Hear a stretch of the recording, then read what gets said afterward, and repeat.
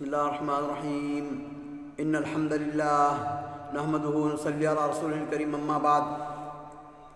سورۃ الکہف آیت نمبر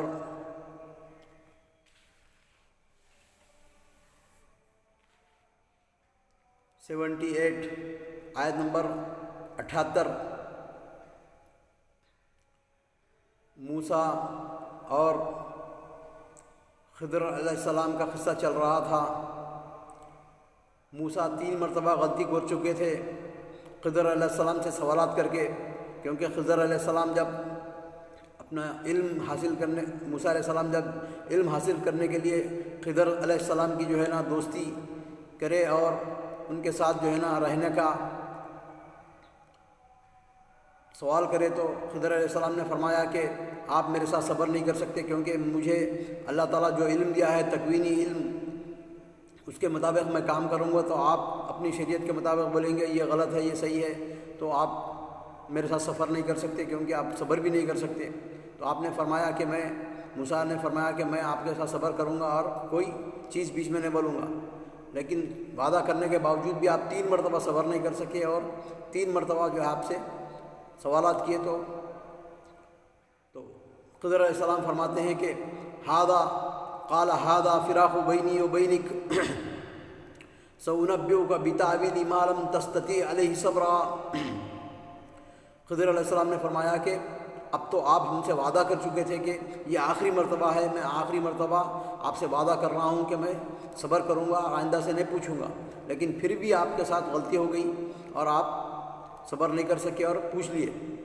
تو خضر علیہ السلام نے فرمایا کہ یہ ہمارا آخری ہے، قال هذا فراق بینی و بینک، یہ ہمارے بیچ میں اور آپ کے بیچ میں فراق کی ابتدا ہو گئی، اب ہم دونوں جدا ہو جائیں گے، کیونکہ میں آپ کو چھوڑ کر نکل جاؤں گا۔ قال هذا فراقی بینی و بینک سأنبئک بتأویل ما لم تستطع علیہ صبرا، جانے سے پہلے، فراق ہونے سے پہلے، بچھڑنے سے پہلے میں آپ کو تینوں چیزوں کی تعویل بتاؤں گا۔ تینوں چیزیں جیسا کہ میں نے سفینے میں کشتی میں عیب دار بنا دیا تھا، کشتی کے تختے وغیرہ توڑ دیا تھا، اس کی وجہ بتاؤں گا۔ ایک نابالغ جو بچہ تھا اس کو میں نے قتل کیا، تو اس کی بھی وجہ بتاؤں گا۔ اور تیسری غلطی جو تھی، ہم لوگ ایک راستے سے ایک قریہ، ایک محلے سے گزر رہے تھے، وہاں کے محلے والے ہمارے ساتھ کرم کا معاملہ اور ہمارے ساتھ مہمان نوازی نہیں کیے، ہم بھوکے تھے، لیکن پھر بھی میں نے اس بستی میں ایک دیوار گرنے والی تھی، اس کو دیوار کو میں سہارا دے کے بنا دیا تھا۔ تو اس میں بھی آپ کا ہمارا تھوڑا اختلاف ہوا تھا، تو اس واقعے کے تعلق سے بھی میں تینوں واقعوں کے تعلق سے آپ کو اس کی تعویل بتا دوں گا۔ قال هذا فراق بینی و بینک سأنبئک بتأویل ما لم تستطع علیہ صبرا۔ خضر علیہ السلام نے فرمایا کہ اس نے کہا بس یہ جدائی ہے میرے اور تیرے درمیان، اب میں تجھے ان باتوں کی اصلیت بھی بتا دوں گا جس پر تجھ سے صبر نہ ہو سکا۔ اما السفینۃ، کشتی تو، اما السفینۃ فکانت لمساکین یعملون فی البحر فاردت ان اعیبها وکان وراءہم ملک یاخذ کل سفینۃ غصبا۔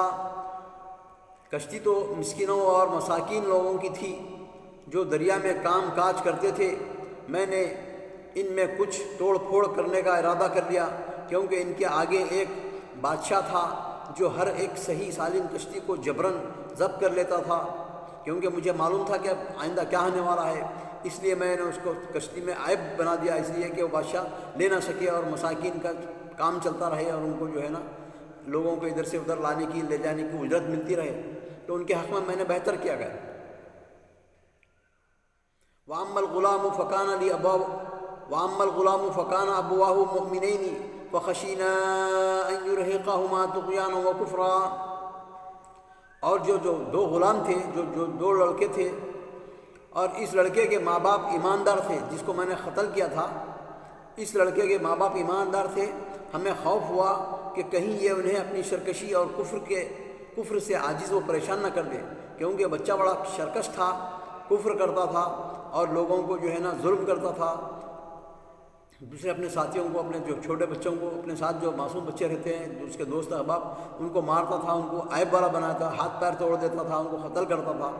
اس لیے اس کے سبب ماں باپ کا نام بدنام نہ ہو اور ماں باپ کی جو ہے نا پریشانی نہ ہو، ماں باپ کو جو ہے نا ماں باپ کے ساتھ ماں باپ کا نام بدنام نہ ہو، اس لیے ہم نے اس کو کہا، اس نوجوان کو قتل کر دیا۔ فَخَشِينَا أَن يُرْهِقَهُمَا طُغْيَانًا وَكُفْرًا، اپنے طغیان اور کفر کے سبب والدین کو پریشان نہ کرے، اس لیے ہم نے اس کو قتل کر دیا۔ اور اس کے بعد اللہ تعالیٰ ان ماں باپ کو اس سے اچھی اولاد، شریف اور فرما بردار اولاد دلائے گا اللہ تعالیٰ۔ ہمیں خوف ہوا کہ کہیں یہ انہیں اپنی سرکشی سے اور کفر عاجز سے پریشان نہ کر دے، اس لیے ہم نے چاہا کہ انہیں ان کا پروردگار ان کے بدلے ان سے بہتر پاکیزگی والا اور ان سے زیادہ محبت کرنے والا بچہ عنایت فرمائے۔ اب رہا تیسرا معاملہ، جو ہم قریے سے گزر رہے تھے، وہاں کے لوگ ہمیں کھانا نہیں دیے اور میں نے ان کی دیوار کو بنا دیا۔ دیوار کا قصہ یہ ہے کہ اس شہر میں 2 یتیم بچے ہیں جن کا خزانہ ان کی اس دیوار کے نیچے دفن ہے۔ ان کا باپ بڑا نیک شخص تھا، تو تیرے رب کی چاہت تھی کہ یہ دونوں یتیم اپنی جوانی کی عمر میں آ کر اپنا یہ خزانہ تیرے رب کی مہربانی اور رحمت سے نکال لیں۔ میں نے اپنی رائے سے کوئی کام نہیں کیا۔ یہ تھی اصل حقیقت ان واقعات کی جن پر آپ سے صبر نہ ہو سکا۔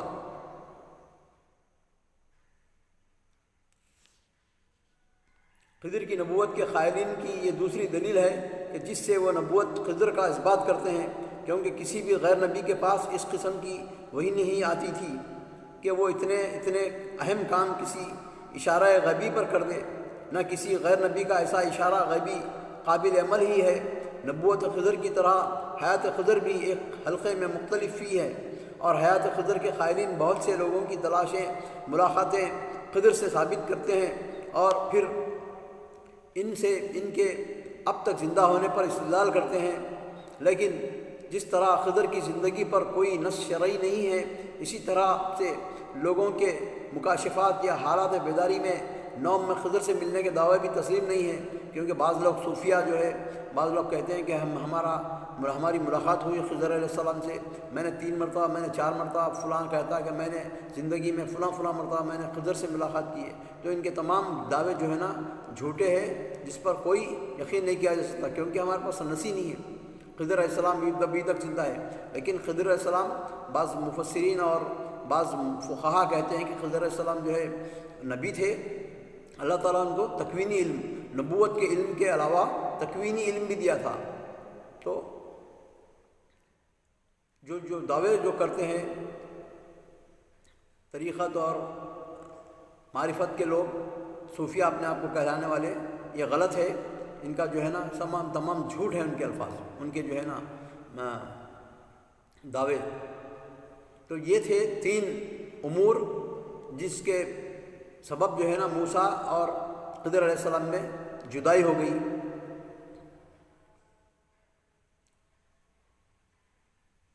وَيَسْأَلُونَكَ عَنْ ذِي الْقَرْنَيْنِ قُلْ سَأَتْلُو عَلَيْكُمْ مِنْهُ ذِكْرًا، آپ سے ذو القرنین کا واقعہ یہ لوگ دریافت کر رہے ہیں۔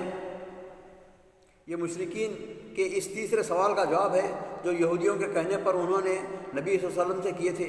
ذو القرنین کے لفظی معنی 2 سینگ والا کے ہیں۔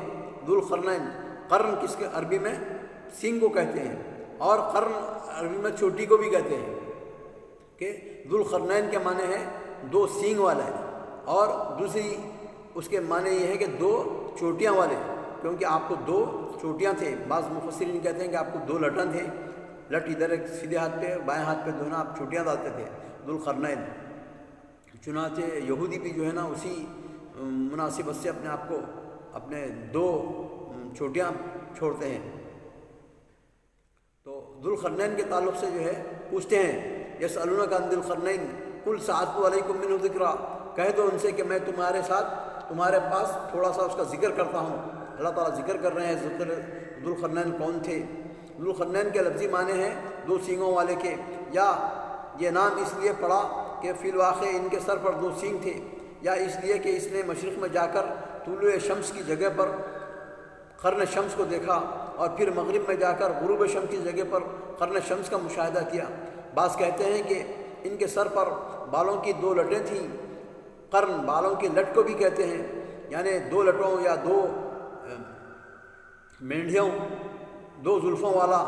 قدیم مفسرین نے بالعموم اس کا مصداق سکندر رومی کو قرار دیا ہے، جس کی فتوحات کا دائرہ مشرق و مغرب تک پھیلا ہوا تھا، لیکن جدید مفسرین جدید تاریخی معلومات کی روشنی میں اس سے اتفاق نہیں کرتے۔ بالخصوص مولانا ابوالکلام آزاد مرحوم نے اس پر جو داد تحقیق دی ہے، وہ اس شخص کی دریافت میں جو محنت و کاوش کی ہے وہ نہایت قابل قدر ہے۔ ان کی تحقیق کا خلاصہ یہ ہے کہ اس ذوالقرنین کی بابت قرآن نے صراحت کی ہے کہ وہ ایسا حکمران تھا جس کو اللہ نے اسباب و وسائل کی فراوانی سے نوازا تھا۔ وہ مشرق اور مغرب ممالک کو فتح کرتا ہوا ایک ایسے پہاڑی درے پر پہنچا جس کی طرف یاجوج ماجوج تھے، جس کی دوسری طرف اس نے وہاں یاجوج ماجوج کا راستہ بند کرنے کے لیے ایک نہایت محکم بند تعمیر کیا۔ وہ عادل، اللہ کو ماننے والا اور آخرت پر یقین رکھنے والا تھا۔ وہ نفس پرست اور مال و دولت کا حریص نہیں تھا۔ مولانا مرحوم فرماتے ہیں کہ ان کی خصوصیات کا حامل صرف فارس کا وہ عظیم حکمران ہے جسے یونانی سائرس، عبرانی خورس اور عرب کئی خسرو کے نام سے پکارتے ہیں۔ ان کا دور حکمرانی 539 قبل مسیح ہے۔